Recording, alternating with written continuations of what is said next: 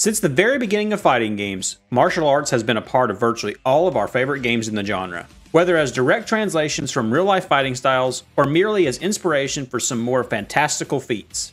Contrasting games like Tekken, which often devote a single martial art to one character, allowing it to fully display the range of that fighting style, Mortal Kombat's hyper-violent approach often leads its characters to share their many roots or even to improvise their own styles. It still shares in this fighting game tradition of melding the real with the exceptional, to bring forth some truly violent styles of fighting that go well beyond superhuman strength. Although the series has always mixed and matched its fighting styles, the inspirations from many characters may remain unconfirmed by the team at NetherRealm Studios, living as speculations in the mind of its fans, who are all too eager to learn every detail of our beloved Earthrealm protectors or would-be conquerors. That said, there's just enough for us to give you a rough idea of the background of some of the most iconic fighters.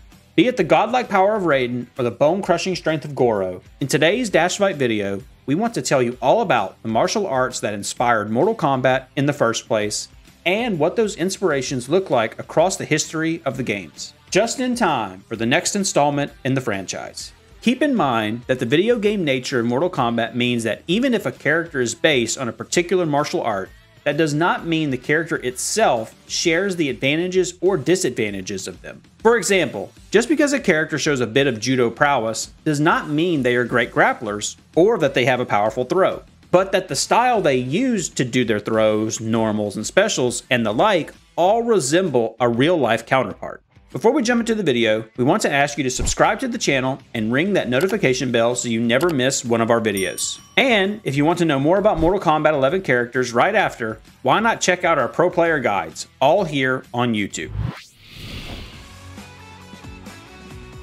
As you might already know, the early Mortal Kombat titles used a combination of rotoscoped graphic techniques to display all of the characters' movesets. In doing so, they used a small group of actors, many of which were martial artists, to achieve the desired moves. The two critical performers in the early titles were the Pacina brothers, Daniel and Carlos, who were a part of the first two entries of the franchise. The pair had been martial artists for years before being inspired by the ninja frenzy of the 80s and pitching a ninja-based fighting game to multiple studios. The pair mostly brought forth a general collective of karate, judo, and taekwondo, and mixed them up with other bits and pieces from boxing and Muay Thai to complete the look and feel of those first games. If you actually want to learn more about Mortal Kombat's origins as a franchise and some of our favorite entries, we made a video about it. Make sure to check it out after this one. At any rate, Daniel, Carlos, Ho Sung Pak, and the rest of the cast mostly improvised the moveset on the spot, drawing from their martial arts experience as well as what was popular at the time in movies, but without thinking too much about giving each character a unique discipline to start. Even as the original actors of that faithful first game parted ways from Ed Boon and the rest of Midway, the talent that replaced them was not lacking in their martial arts either, and also made massive contributions that last to this day with characters like Sub-Zero, Scorpion, Smoke, Sonya, and the rest of the core roster. In a time without motion capture technology, and where changing an animation likely meant painstakingly editing pixels onto a sprite with a low-resolution monitor, the fact most Mortal Kombat moves from this era can immediately evoke the look and feel of martial arts is an achievement by itself. As soon as MK left behind the prison of rotoscoping, the freedom afforded to Midway's artists skyrocketed. With the advent of 3D models, they could now create a full suite of moves that gave a style to each fighter. Not only that, they had the time to observe and copy real-life fighting styles and bring them to life in the classic Mortal Kombat exaggerated violence aesthetics. Of course, the idea was to bring forth a new dimension to the characters through their fighting. For example, Sonya became an MMA fighter with a heavy emphasis on judo and taekwondo. By the same token, you have Jax, who is proficient in boxing, lore-wise, and so many of his attacks impart that idea. With the two being part of the in-world military and special operations, it makes sense that their training would be similar to that of elite armed forces. In these early 3D games, Midway decided to lean a bit more heavily into their martial arts influences.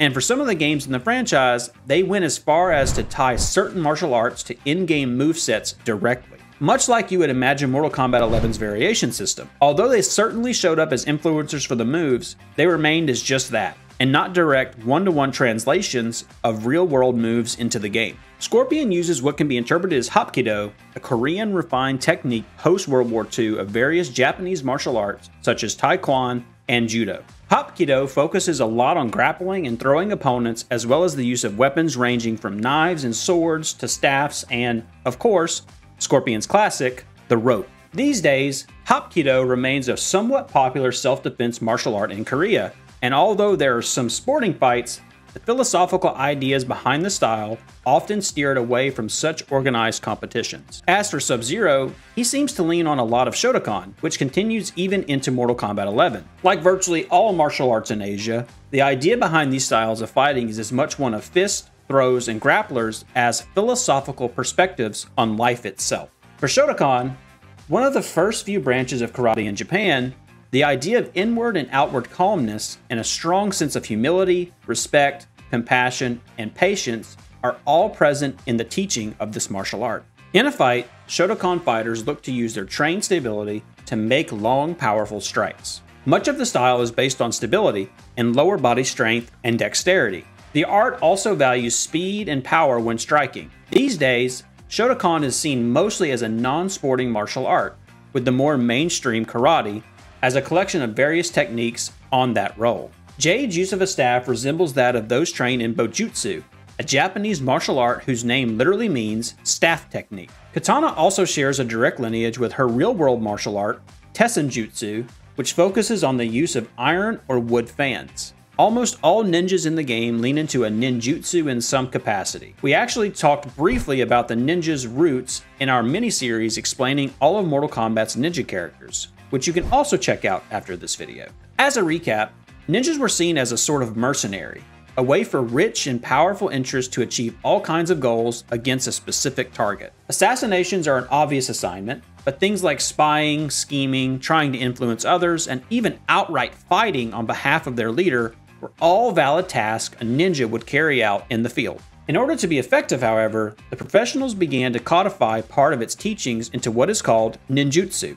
Although we are focusing on martial arts for this video, keep in mind that the whole concept also relates to things like guerrilla warfare, tactics, and espionage. Many of the ideas that would make up the style of fighting would come from warrior monks and samurais throughout the 13th and 14th centuries. In the following decades, the craft slowly combined with general military thinking, as the famous Oda Nobunaga made use of growing class warriors, the Jisamurai, who continued to use parts of ninjutsu well into the 16th century. History lessons aside, Mileena, Katana, Jade, Sub-Zero, Smoke, Reptile, and every other ninja share some sort of ninjutsu's various schools of fighting, as the craft extends to armed combat with all sorts of weapons. Going over now to Shang Tsung, he has a fairly complex mix of styles, although most of them trace their origins to Kung Fu and Chinese and its various schools of martial arts. Most prominent among them is perhaps his use of the snake style of Kung Fu. Derived from Shaolin boxing, the style looks to strike opponents fast but with fluidity. It seeks to imitate the way a snake might strike its prey, although like a whipping motion that, when targeting weak points in opponents, can result in a very painful and debilitating strike to the eyes, groin, and joints. To complement that, Shang Tsung also brings forth some influences from all the other 5 animal schools of fighting styles, those being the tiger, crane, leopard, dragon, and the snake, as mentioned earlier. The sorcerer also dabbles a bit in other animal techniques. It all reinforces the idea of Shang Tsung as a master of mimicry and shapeshifting. Coming then to the modern and AAA era of Mortal Kombat, starting with Mortal Kombat 2011, or Mortal Kombat 9 for short, we can see a huge bump in the budget afforded to Ed Boon's highly motivated NetherRealm Studios. The team would bring in the help of an emerging technology, motion capture, which had seen use in movies already, to create a complex yet human-like animation that artists behind the scene could tweak to bring forth the recognizable Mortal Kombat flair. Many of the characters evolved to introduce multiple styles into their fighting. Johnny Cage grew into specific schools of karate, such as Jeet Kune Do, which traces its beginnings back to Bruce Lee. Another character who leans even more heavily on the Bruce Lee roots is, of course, Liu Kang, and if the trailer for Mortal Kombat 1 is anything to go by, becoming Fire God Liu Kang has only made his style even more brutal to look at. Kano also brought in a lot of concept from martial arts, including moves from Xingyi Quan, a Chinese martial art based around intense, aggressive, and explosive single actions. Kano also showcases a handful of Aikido, especially when it comes to his takedown moves, which the style is well known for. The second idea that Aikido brings to the table for someone like Kano is its emphasis on combining and flowing motion, something that is less present in Xingyi Quan teachings. Another mercenary that goes in the opposite direction of the globe is Aaron Black. Although the Wild West was a realm of gunpowder, and Aaron certainly carries with him a big stick of dynamite to prove it, he does seem to know how to handle people one-on-one. Wrestling skills, although not generally seen as a martial art unto itself, were common in the West, and Aaron, being a mercenary and bounty hunter for the time, would have surely practiced how to beat an equal or even larger opponent with just his fist. Many of the supernatural and godlike characters in Mortal Kombat, such as Raiden, Shang Tsung, Shao Kahn, and Cetrion, have no real use for traditional human martial arts, but they still show off some glimpses of the styles when fighting. Raiden, for example, implements a handful of judo and jujitsu moves, including a lesser-known art called Nan Quan, a southern Chinese fighting style developed during the Ming Dynasty in the 16th century. Shaolin monks developed the style as a way to train local peasants in the area against attacks from pirate ships.